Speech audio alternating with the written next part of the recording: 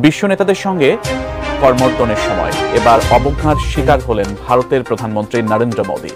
এবারে পহেলা বৈশাখে বা নববর্ষে ভিন্ন রকম ভাবে শেখ হাসিনাকে ফিরিয়ে আনতে যাচ্ছে আমাদের শ্রোতা। মোদী ও ডক্টর ইউনূসের বৈঠক শেষে অবশেষে যে সিদ্ধান্ত হলো, এই দিকে এবার কঠিনভাবে ফেসে গেলেন শেখ হাসিনা। 3 দিনের মধ্যে তাকে ফেরত দেওয়া হবে এবং 30 দিনের মধ্যে তাকে ফাঁসি কার্যকর করা হবে। দর্শক শ্রোতা, আপনারা জানেন যে 5 আগস্টের পর এই দেশ ছেড়ে পালিয়েছিল শেখ হাসিনা এবং তার নামে অসংখ্য হত্যা মামলা দায়ের করা হয়, কিন্তু অবশেষে সেই শাস্তি এবার ডক্টর ইউনূস নিজে দিয়ে তারপর যাবে। তো দর্শক, আজকে ভিডিওটি খুবই ইম্পর্টেন্ট ভিডিও, যার কারণে সম্পূর্ণ ভিডিওটা না দেখতে চেষ্টা করবেন। তো কথা না বেরিয়ে চলুন আমরা ভিডিও মূল আলোচনা চলে যাই। ভিডিও মূল আলোচনা চলে যাওয়ার আগে আপনার কাছে আমার ছোট করে একটু অনুরোধ, আপনার প্রত্যেক মুহূর্তের আপডেট পেতে চাইলে অবশ্যই চ্যানেলটি সাবস্ক্রাইব করে দিবেন এবং পাশে থাকা বেল আইকনটি ক্লিক করে দিবেন, তাহলে প্রত্যেক মুহূর্তের আপডেটগুলো সবার আগে পৌঁছবে আপনার কাছে। তো সে কথা না বেরিয়ে চলুন আসলে ঘটনাটি তাহলে বিস্তারিত দেখে আসি। বাঙালি জাতির একটা রোগ আছে, সেটা হচ্ছে ভুলে যাওয়ার রোগ। তো এই ভুলে যাওয়ার রোগটাকে কন্ট্রোল করার জন্য আমাদের বিগত রাজনৈতিক সরকারগুলো বিভিন্ন সময় বিভিন্ন ধরনের বক্তব্য, কর্মসূচি এগুলো পালন করেছে। যেমন ধরেন, এত বছর যাবৎ, গেল 15 থেকে 17 বছর যাবৎ জামাতকে আওয়ামী লীগ সরকারের সময়টাতে রাজাকার হিসেবে যেভাবে উত্থাপন করা হয়েছে, এটাও কিন্তু একটা পার্ট অফ পলিটিক্স ছিল। কেন? আপনাকে একটা শক্তির বিরুদ্ধে লড়াই করতে হবে। মাঠে কোনো শক্তি না থাকলে একটা কাল্পনিক শক্তি আপনার সামনে আনতে হবে, আর সেই শক্তির বিরুদ্ধেই কথা বলতে হবে। যাই হোক, মুক্তিযুদ্ধের চেতনার বিরোধী ছিল রাজাকার, সেই কারণে ওই সময় এক ধরনের প্রচার প্রচারণা ছিল। এখন এই যে জুলাই আগস্ট অভ্যুত্থান হয়ে গেল, তো এরপর গত 7 মাসে 8 মাসে মানুষ অনেক কিছু ভুলে যাচ্ছে, এই ধারণা সরকারের। আর যার কারণে দেখবেন সরকার এবং তাদের যারা টিম বি আছেন, এনসিপি জাতীয় নাগরিক পার্টি, তাদের বিভিন্ন কর্মকাণ্ডে বরাবরই শেখ হাসিনার যে কর্মকাণ্ড ছিল সেগুলো যেন মানুষ ভুলে না যায়, নানান টেকনিক তার অবলম্বন করে থাকেন। এবারে পহেলা বৈশাখে বা নববর্ষে ভিন্ন রকম ভাবে শেখ হাসিনাকে ফিরিয়ে আনতে যাচ্ছে আমাদের নববর্ষ উদযাপন কমিটি। তবে এর পিছনে অবশ্যই আমাদের যারা সরকারের সাথে সংশ্লিষ্ট ব্যক্তিরা আছেন অথবা জাতীয় নাগরিক পার্টির যারা আছেন, উপদেষ্টারা আছেন, তাদেরও কিছুটা তো কানেক্টিভিটি হয়তো বা আছে। কেন বললাম? ঢাকা বিশ্ববিদ্যালয়ে নববর্ষকে উদযাপন করার জন্য, বরণ করে নেওয়ার জন্য নানান আয়োজনের পাশাপাশি একটা ভিন্ন রকম আয়োজন চলছে, যেটা আপনার স্ক্রিনের এক অংশে যে ছবিটা দেখেছেন, এটাই হচ্ছে সেই ছবি। চেনা যায় তো? কে এটা? শেখ হাসিনা। নববর্ষের র্যালিতে প্রদর্শনের জন্য ঢাকা বিশ্ববিদ্যালয়ের চারুকলা অনুষদে তৈরি হচ্ছে স্বৈরাচারের প্রতিকৃতি, আর স্বৈরাচারের প্রতিকৃতি হিসাবে শেখ হাসিনার প্রতিকৃতিকেই বেছে নেওয়া হয়েছে। বাঁশ দিয়ে তৈরি করা হচ্ছে এই প্রতিকৃতি। চারুকলা অনুষদের সাবেক এবং বর্তমান শিক্ষার্থীদের প্রতিকৃতিটি তৈরি করতে ব্যস্ত দেখা যায়। প্রতিকৃতি তৈরির অন্যতম শিল্পী যিনি ভাস্কর্য আছেন, মাহমুদুল হাসান, তার বক্তব্য, আমাদের এবারে নববর্ষের প্রতিপাদ্য বিষয় নববর্ষের ঐক্যতান, ফেসিবাদের অবসান। আর এই প্রতিপাদ্য বিষয়কে সামনে রেখেই আমরা এই প্রতিকৃতি তৈরি করছি। এবারের ত্রিমাত্রিক প্রদর্শনী উপলক্ষে আমরা স্বৈরাচারের দৈত্যাকৃতির প্রতিকৃতি, লোকজ মোটিভের বাঘ এবং মাছে ভাতে বাঙালির ইলিশ মাছের অবয়ব রেখেছি। দর্শক, শিল্পমঞ্চ আর বস্তুর সমন্বয়ে গড়ে ওঠা স্থাপনা শিল্পের এই প্রদর্শনী থাকবে নববর্ষের বর্ণাঢ্য র্যালিতে।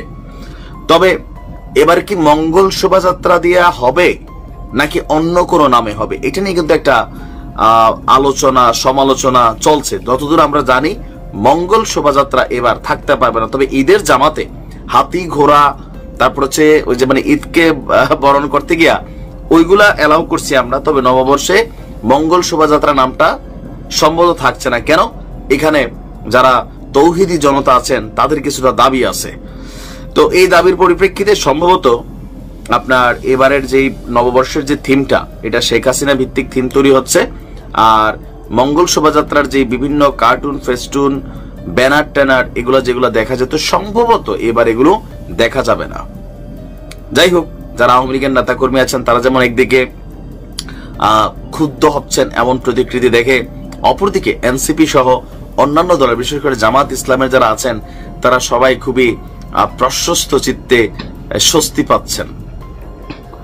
দর্শক, আপনার এই ভিডিওটি দেখলেন, ভিডিও দেখে যদি আপনার কোনো মন্তব্য থাকে তাহলে অবশ্যই কমেন্ট বক্সে আপনার মূল্যবান মন্তব্য জানিয়ে দিবেন। দর্শক, এখন আমরা পরবর্তী একটি ভিডিও দেখব, যেটা দ্বারা আমরা আরও কিছু তথ্য আমরা জানতে পারবো। দর্শক, চলুন আমরা সেই ভিডিওটি বিস্তারিত দেখে আসি।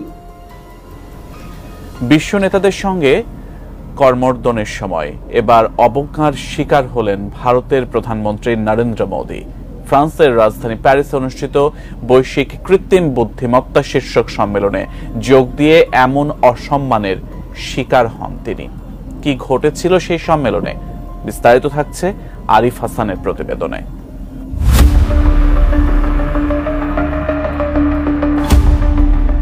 সামাজিক যোগাযোগ মাধ্যমে ছড়িয়ে পড়া একটি ভিডিওতে দেখা যায় এক সম্মেলনে সামনের সারিতে বিশ্ব নেতাদের সঙ্গে বসে আছেন ভারতের প্রধানমন্ত্রী নরেন্দ্র মোদী।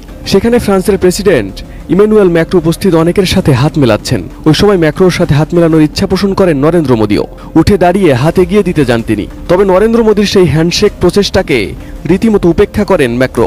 মোদীকে পাশ কাটিয়ে অন্যান্যদের সাথে হ্যান্ডশেক আর আলিঙ্গন করেন তিনি।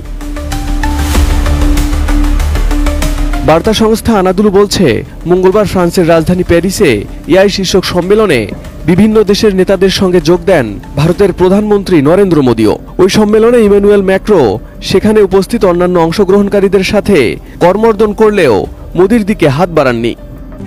RICL TMX, যুগের পর যুগ স্থাপনা থাকে মজবুত।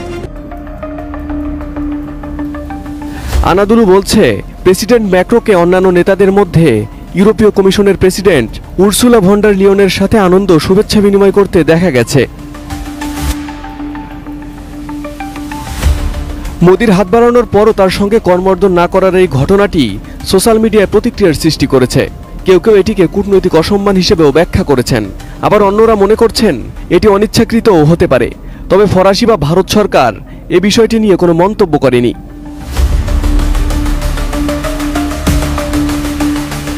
ফ্রান্সের রাজধানী প্যারিসে 2 দিনের এই কৃত্রিম বুদ্ধিমত্তা আন্তর্জাতিক সম্মেলনে প্রায় 100টি দেশের রাষ্ট্রপ্রধান, শীর্ষ সরকারি কর্মকর্তা, বিভিন্ন প্রতিষ্ঠানের প্রধান নির্বাহী এবং বিজ্ঞানীরা অংশগ্রহণ করেন। অংশগ্রহণকারীদের মধ্যে ছিলেন মার্কিন vice president J D Vance. দায়িত্ব গ্রহণের পর এটি তার প্রথম বিদেশ সফর।